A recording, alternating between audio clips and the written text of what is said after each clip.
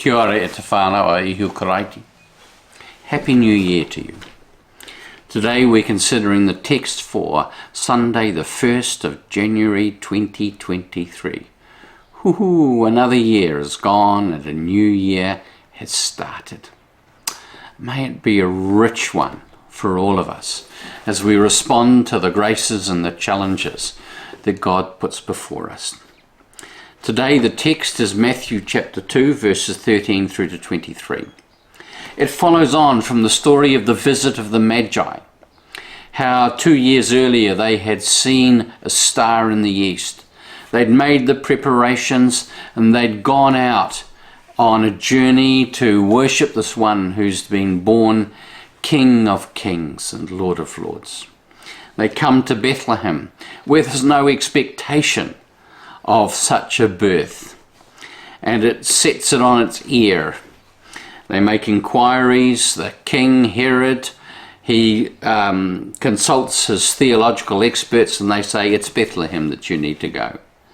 So they go to Bethlehem. They see the star appear and they visit with Joseph and Mary and the baby Jesus and present their gifts. This is we don't know how long this has been after the birth. It may have been a short time, it would have been at least a couple of weeks, or it may have been a bit longer. We do not know. But at this point, the Holy Family is in a house rather than a stable, and they're able to host for a while anyway their guests, their nobility from afar. And they do so. And at the end of it, rather than returning to Herod as being instructed, at least one of them has a dream that says, no, that's not a good idea, and so they return to their home a different way. So we pick up the narrative in chapter 2, verse 13 of Matthew's Gospel.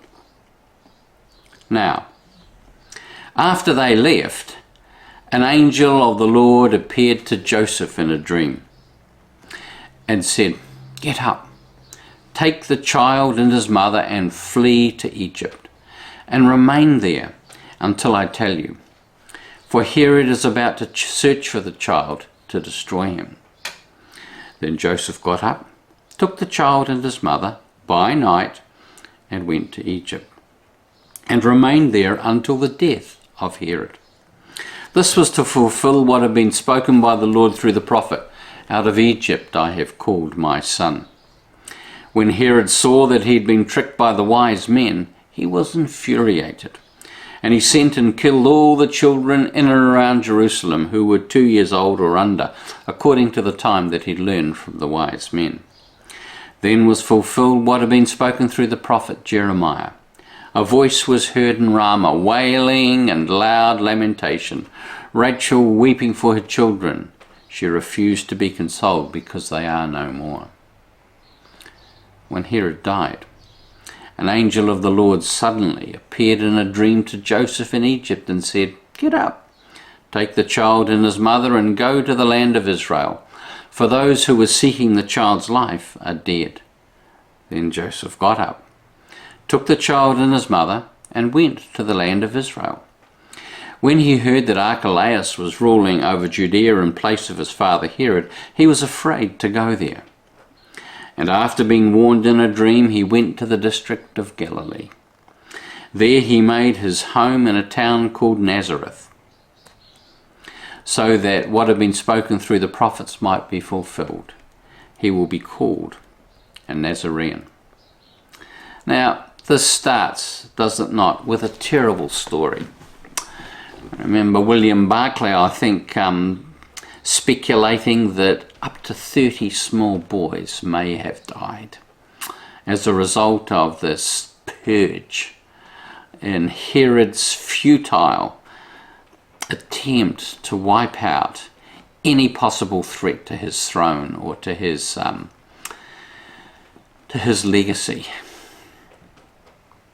And I just wonder, what a terrible story.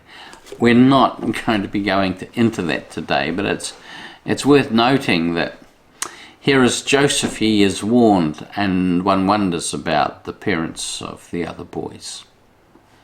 It's brutal, it's tragic. I want to focus today, though, on Joseph himself. Joseph is often seen as the background character. We know very little about Joseph, almost as if he's basically Mary's baggage handler. And yet we see him playing a key and quite determinative and prominent role in this particular story. It becomes clear that Joseph is a deeply spiritual man. He's a man of courage. He's a man of faith. He's a man of quiet certainty of the God who was with him and is at work in him and in his family. He knew the promptings of God, and it would seem that for Joseph, these promptings generally came in dreams. That may not have been true all the time, but in the account that we see here in Matthew's Gospel, it seems to be in dreams that God speaks to Joseph. We have 4 that are recorded. The first one, when he's told that it's okay for him to take Mary, who is pregnant, as his wife. The second one is this first one that we see here, where he's warned to go to leave immediately. It's in the middle of the night, and take Mary and Jesus to Egypt. The third one is where he's called back, told to return from Egypt. And the fourth one is where he's given more specific instruction about where in Israel he and his family are to resettle. What we see here, though, is the first thing is that his obedience is immediate. He has this dream: get up, take the child and his mother, go now. And that's exactly what he does. I'm going to imagine him maybe having a very dark dream. Maybe the horror of it is still upon him as he wakes up and as he shakes Mary and says, we've got to go. Oh, can't I wait till the morning? We're going now. We have to go.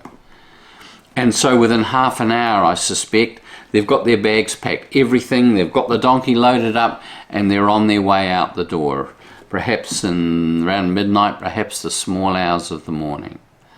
They go unseen. They're quietly slipping out down on the road to Egypt. There are no witnesses. There's no one to say, oh, we saw a little family, in the heat of the day, heading down that road. There are none, as the 3 quietly disappear into the night on their way to Egypt. So that's the first thing. His obedience is immediate, and it is right on the button. He's off with a sense of urgency. And what about returning? We don't know how long he had to wait. It might have been a year or 3 or maybe more. But he's been instructed to wait until he calls back, or he's called back. And that's exactly what he does. He doesn't assume anything. He is just waiting to be called to return. He doesn't look for other reasons or other excuses or other ways to travel. He is just waiting for the next instruction. It's easy, isn't it? So often we're sitting and think, well, what do I do now? And the clear message here is, what was the last thing you were told to do? Keep doing that until you're told to do something else. And that's exactly what happens with Joseph. So he and his little family have settled into Egypt. We're not told where. And they are there waiting, settling into life until there's the call to return. And the call comes. And it comes again, of course, in a dream. And it comes suddenly, it comes out of the blue. It may be that Joseph is not expecting it. He's heard nothing about Herod. He's heard nothing about anything that's going on in Israel. So there's a sense of him settled into life, and maybe he goes to work every day. And then this night he has this dream again. Joseph, you're to take the child, you're to take his mother back to Israel. Come home. So he does. And the next day, I suspect, they're packed up, maybe a day or so, and they're on their way back to Israel. It may be that news hasn't yet arrived of the death of Herod.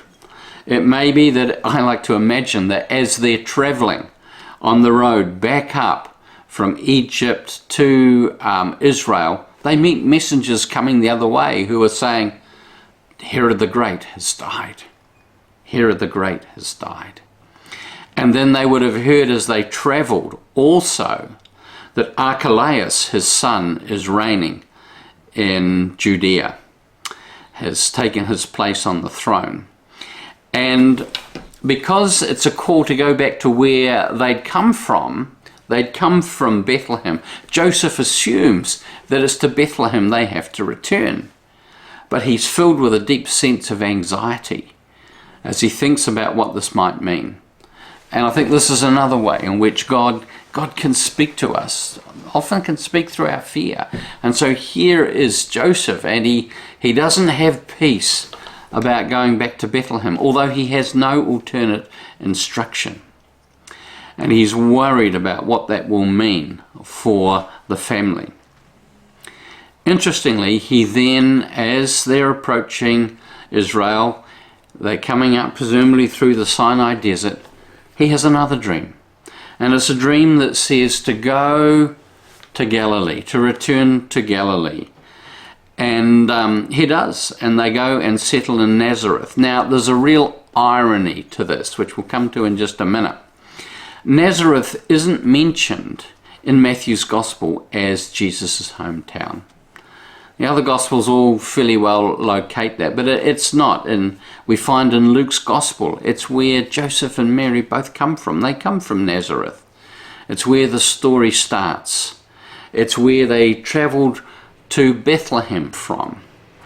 And yet it was like he had discounted the possibility of going back to Nazareth. Now, there may be a couple of reasons for that. One, as I've suggested, is he is just being very literal about returning to where he'd come from, which had been Bethlehem, even though they may not have been there for long.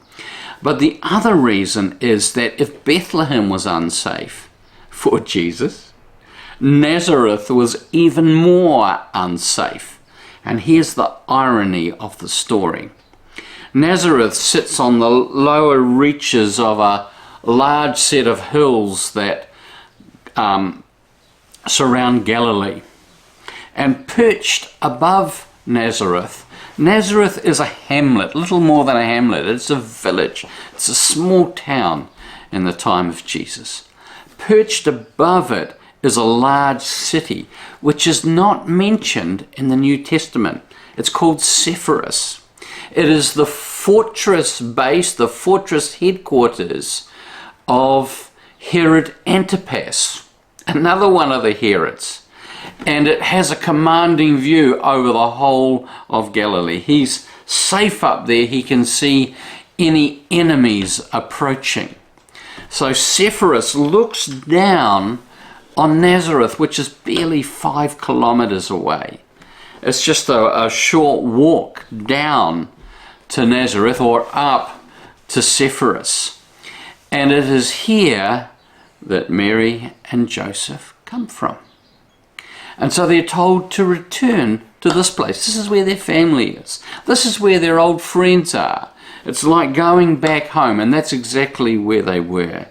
And so they go back to Nazareth. Now, as I said, not necessarily that safe. But here's the difference. Joseph has clear instruction. And when that happens, he will have had the sense of peace. Not fear, not anxiety, not uncertainty, but a deep peace. In Colossians chapter 2, chapter 3 verse 15, Paul says, "Let the peace of Christ rule in your hearts." And this has for me been one of the most important rules of discernment of whether I'm hearing the voice of God. That sometimes as we're looking at choices, and they can be even in terms of one looks as good or as difficult as the other, yet one, if we put it on and wear it, which is what I tend to do, will have that sense of peace about it. This is the path. The other one will not. And so when Paul says, let the peace of Christ rule in your hearts, it literally means let peace be the umpire. The peace that only Christ can give. That deep, settled, underpinning sense of this is the path you need to walk in. And there have been numerous situations in my life where that has been the guiding principle and has led me down paths that I have not wanted to go. I would have rather done other things. I would have rather gone to other places. I'd have rather chosen things that seem simpler and more straightforward and less challenging. And yet it's peace. It's this peace that God puts around his purpose and his will that leads us into this place. Let peace be the umpire. And so here is Joseph and his family returning to Nazareth, of all places. This place which looks up, and you look out in the morning to the city perched like a big bird above them, looming, threatening. And it may be that as the years unfolded, that Joseph with Jesus and Jesus' brothers went every day up to Sepphoris to be part of the building of the city. I'd think that's entirely possible. It could be that Herod saw Jesus and his brothers and his father, as was thought, on a regular basis. He would see them as they worked their way up the hill as day labourers within the city. The story is full of irony, that the safest place was the most dangerous place. Here is Jesus growing up right under the nose of Herod Antipas, and the Herod has no idea. No idea that the one who his father had so feared and so sought is one that he might be seeing on a regular basis. We have no evidence for that one way or the other, but I think it's not unlikely that this is the case. And while it might seem to be dangerous, it's home. And there's a peace that settles with it. It's an encounter, it's a counterintuitive kind of thing to do. That sometimes the safest place is actually hidden in plain sight. It could be the place of greatest challenge, even of apparent threat and danger. Yet here is Jesus growing up right under the nose of the Herod. It's delicious. So take some encouragement from this as you head off into this new year with all its uncertainties. As you seek to discern God's way, as you seek as Joseph did to hear the voice of God, as to judge even that sense of that peace that passes understanding, allowing that to be the umpire, even in choices that may seem difficult or fraught, to have a sense of knowing that this is the path that God has chosen for you. God bless you as you start this year. May you discover it to be rich and full and have an accompanying sense of the God of the universe who was with you in it. God bless you. Amen.